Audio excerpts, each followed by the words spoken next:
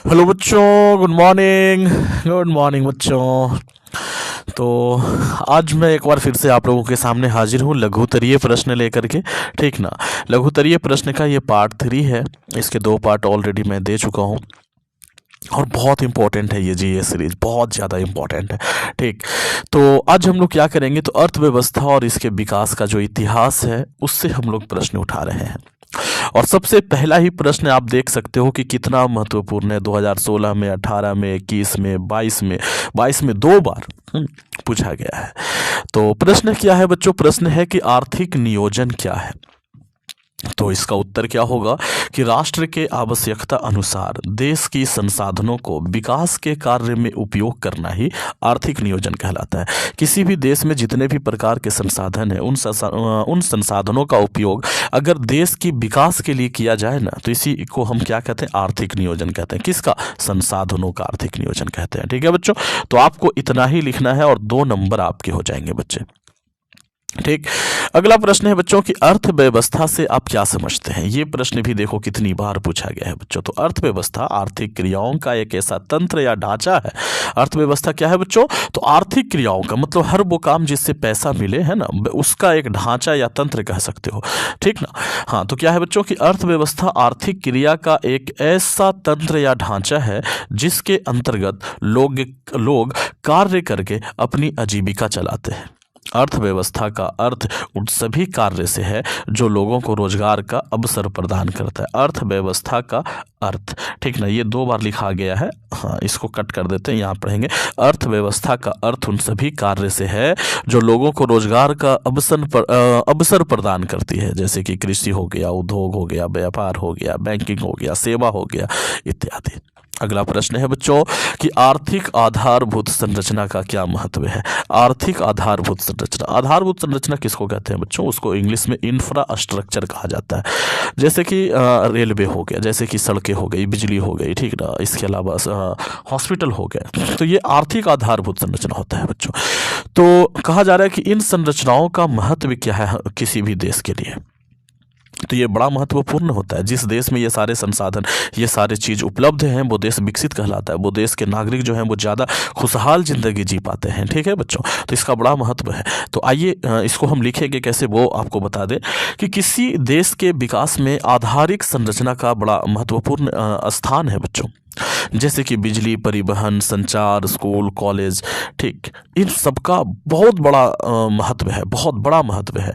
ठीक ना, आदि देश के आर्थिक विकास का आधार है ये क्या है? तो ये देश के आर्थिक विकास के क्या है बच्चों? आधार है। जिस देश का आधारभूत संरचना जितना अधिक विकसित होगा वह देश उतना ही विकसित होगा। ठीक है बच्चों, तो एक बार फिर से मैं इसे पढ़ के सुना देता हूँ कि किसी देश के विकास में आधारिक संरचना का महत्वपूर्ण स्थान होता है, जैसे कि बिजली, परिवहन, संचार, स्कूल, कॉलेज आदि देश के आर्थिक विकास का आधार है। जिस देश का आधारभूत संरचना जितना अधिक विकसित होगा वह देश उतना ही विकसित होगा। ठीक है बच्चों। अगला प्रश्न है कि सतत विकास से आप क्या समझते हैं। सतत विकास का क्या मतलब होता है? एक ऐसा विकास जो लंबे समय तक चलता रहे उसे सतत विकास कहते हैं बच्चों। ठीक है ना। तो ऐसा विकास जो जारी रह सके, टिकाऊ बना रह सके, उसे सतत विकास कहते हैं। सतत विकास में न केवल वर्तमान पीढ़ी बल्कि आने वाली पीढ़ी का भी ध्यान रखा जाता है। ठीक ना। हम लोग इसको सतत पोषणीय विकास के जैसा भी मान के चल सकते हैं कि सतत पोषणीय विकास क्या होता है, तो किसी भी संसाधन का वैसा उपयोग जो क्या रहे बच्चों, वर्तमान समय में हमारी ज़रूरतें भी पूरी हो और आने वाली पीढ़ियों के लिए वो बचा भी रह सके, उसे सतत पोषणीय विकास कहते हैं। और वो ज्योग्राफी का हो गया, और ये सतत विकास क्या हो गया बच्चों, ये इकोनॉमिक्स का हो गया कि ऐसा विकास जो जारी रह सके, टिकाऊ बना रह सके। ठीक। और इस विकास के अंतर्गत ना केवल वर्तमान पीढ़ी का बल्कि आने वाली पीढ़ी का भी हम ध्यान रखते हैं बच्चों। अगला प्रश्न है समावेशी विकास से आप क्या समझते हैं। तो आर्थिक विकास की जिस पद्धति से देश के सभी लोगों का जीवन स्तर ऊंचा होता है, जिसमें कोई भी वर्ग अछूता ना रहे, उसे समावेशी विकास कहते हैं बच्चों। मतलब कि कोई एक ऐसा हम ये लेकर के आए, स्कीम लेकर के आए जिस स्कीम के तहत देश में रहने वाले तमाम तर लोगों को फायदा हो, तो हम कहेंगे कि यह समावेशी विकास हो रहा है। वैसा नहीं कि हम एक ऐसा स्कीम लेकर के आए जिससे कि कुछ लोगों को फायदा हो, बाकी लोगों को उससे कोई मतलब नहीं है, तो यह समावेशी विकास का स्कीम नहीं है बच्चे। ठीक ना। तो देश में रहने वाले सभी का फायदा जिस स्कीम से होता है, ठीक, उसे समावेशी विकास कहते हैं। अगला प्रश्न है बच्चों कि अर्थशास्त्र में उत्पादन के कौन कौन से साधन हैं, उदाहरण के सहित लिखें। तो अर्थव्यवस्था में या अर्थशास्त्र में उत्पादन के मुख्यतः 5 साधन हैं। उत्पादन जहाँ से कोई भी चीज का उत्पादन होता है, कमाने वाली चीज का, तो वो है भूमि, श्रम, श्रम का मतलब मेहनत, मेहनत भी ये है बच्चे, पूंजी, प्रबंध और साहस। ये 5 चीजें हैं उत्पादन के मुख्य साधन है।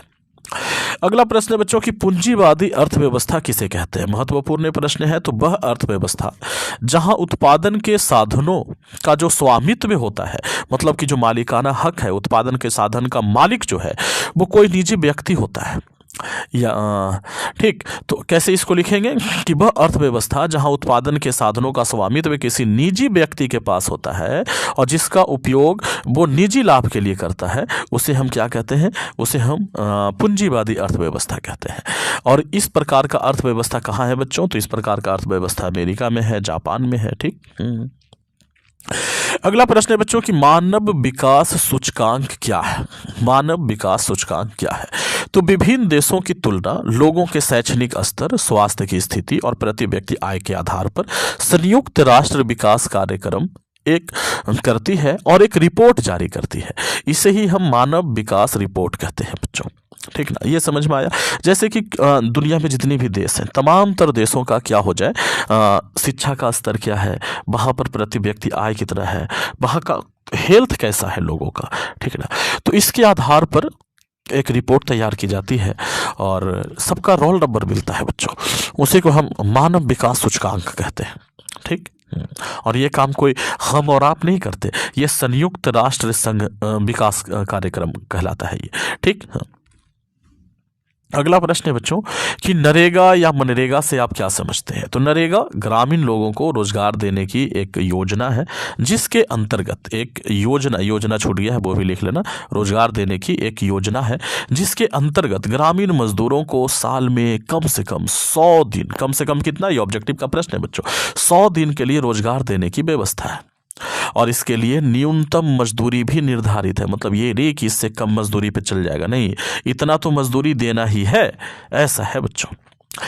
अगला प्रश्न है कि मिश्रित अर्थव्यवस्था किसे कहते हैं। तो वह अर्थव्यवस्था जिसमें उत्पादन के साधनों का स्वामित्व सरकार तथा जनता दोनों के पास होता है, उसे मिश्रित अर्थव्यवस्था कहते हैं। और मिश्रित अर्थ मतलब कि उत्पादन के जो साधन हैं उस पर सरकार का भी कब्जा रहे, कहीं कहीं कोई उत्पादन का साधन ऐसा है जिसपे मतलब लोगों का कब्जा रहे, तो उसे हम मिश्रित अर्थव्यवस्था कहते हैं। और ये भारत में है बच्चों, ठीक। चलिए, तो आज हम लोगों ने ये 10 प्रश्न किए लघुतरीय का। कैसा लगा आपको ये वीडियो, कमेंट करके जरूर बताना है बच्चों की कैसा लगा है ये। अच्छा लगा है तो इसे एक लाइक करना है, दोस्तों में शेयर करना है, और ऐसे ही वीडियो और चाहिए बच्चों तो इसे शेयर करो यार, जम के शेयर करो। अब आप कहोगे कि सर इसका PDF कहाँ से मिलेगा, तो इसका PDF आप लोगों को मैं बता दूं कि कहाँ से मिलेगा, आइए दिखाता हूँ। हाँ जी बच्चों, तो अगर आपको इसका PDF चाहिए तो आप आएँ अपने क्रोम ब्राउज़र पे और यहाँ पे सर्च करें SR क्लासेस। क्या लिखोगे, SR क्लासेस, और लिखने के बाद इस तरीके से सर्च कर दोगे। जब आप सर्च करोगे बच्चों तो आप यहाँ पहुँचोगे, ठीक। यहाँ पहुँचोगे, सबसे पहले आपके जो फ़ोन में दिखेगा वो ये वाला लिंक दिखेगा, SR क्लासेस वाला। आपको इस पे ऐसे क्लिक कर देना है। जब आप क्लिक करोगे तो आप यहाँ पहुँचोगे, थोड़ा नीचे जाना है बच्चों, आपको थोड़ा नीचे जाना है, इस तरीके से नीचे चले जाइए, जाते यहाँ पहुँचिए। यहाँ पे आपको न्यू अपडेट का एक सेक्शन दिखेगा, ठीक ना। तो इसी न्यू अपडेट वाले सेक्शन में क्या है बच्चे, वो सारे के सारी चीज़ें आपको मिल जाएंगी। यहाँ पे देखिए लघुतरीय प्रश्न का जो पार्ट 1 है वो अपडेट हो गया बच्चों। अपडेट होने में थोड़ा सा समय लग जाता है, आज दोपहर तक मैं सब अपडेट करवा दूंगा, ठीक। जो अपडेट करते हैं वो थोड़ा सा ट्रैवल कर रहे थे, उसी वजह से कल वाला अपडेट नहीं हुआ है, तो कल वाला और आज वाला सब अपडेट हो जाएगा दोपहर 12 बजे तक, ठीक है बच्चों। कई बार क्या होता है कि यहाँ पे अपडेट होने के बाद भी आपको नहीं दिखता है, तो आपको क्या करना है, सबसे ऊपर जाना है, जाकर के, अब ऊपर जाने का और जगह नहीं है, फिर भी हम इसको नीचे की तरफ ऐसे खींचेंगे, तो जब खींचते हैं ना तो ये पेज रिफ्रेश हो जाता है। फिर हम नीचे जाएंगे और जाकर के न्यू अपडेट वाले सेक्शन में देखेंगे कुछ बदलाव हुआ है क्या। तो हाँ जी, अभी यहाँ पर कोई बदलाव नहीं हुआ है, लेकिन उस टाइम पे बदलाव हो जाएगा जब अपडेट कर दिया जाएगा। तो ठीक है बच्चों, तो thank you, thanks for watching. बने रहे SR क्लास के साथ, मिलते हैं नेक्स्ट वीडियो में, तब तक के लिए बाय बाय।